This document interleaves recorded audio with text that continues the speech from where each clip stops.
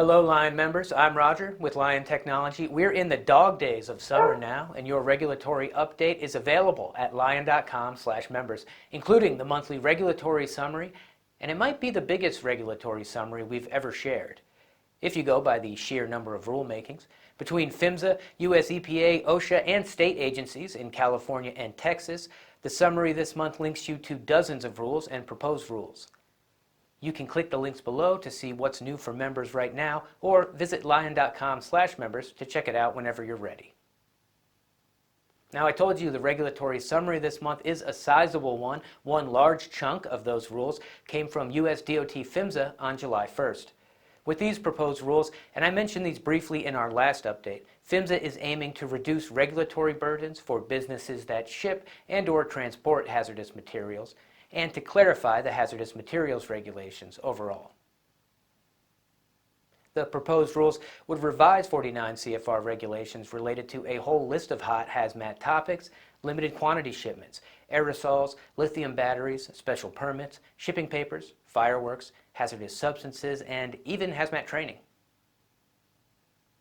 Those proposed rules are open to public comment until September 2nd. We covered each of these, as well as DOT's plans to incorporate several hazmat special permits into the text of the HMR, and provided links for more information in a member bulletin. A second big chunk of the monthly regulatory summary comes courtesy of OSHA. The agency published about 20 proposed rules of their own in July. Most of these proposed rules make editorial changes to the OSHA standards for specific chemicals, including asbestos, benzene, ethylene oxide, lead, methylene chloride, and many others. OSHA is proposing to revise the rules for respiratory protection within these chemical-specific standards to eliminate language that is redundant with or inconsistent with the current respiratory protection standard. OSHA is also proposing changes to align the requirements for air purifying respirators with the current NIOSH testing and certification procedures. You will find relevant links for each of those rules in the monthly regulatory summary. Comments on those OSHA rules, like for the PHMSA rules, are due by September 2nd for the most part. I want to thank you for choosing Lion Technology for your training, and thank you for checking out this video. If you're new to Lion or a new Lion member, welcome. Here's what you need to know. Lion membership is included when you complete training on hazmat, environmental, or OSHA topics with Lion Technology in person or online.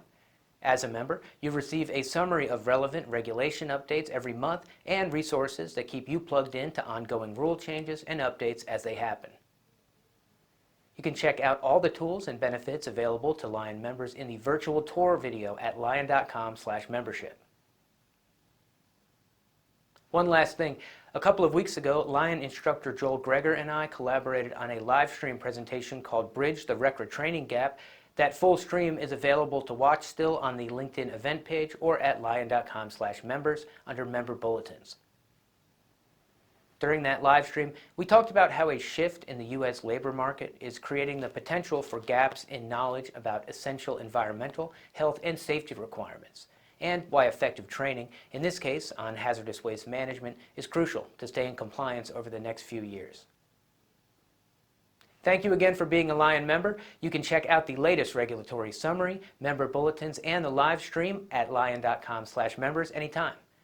I'll see you in September with another video update.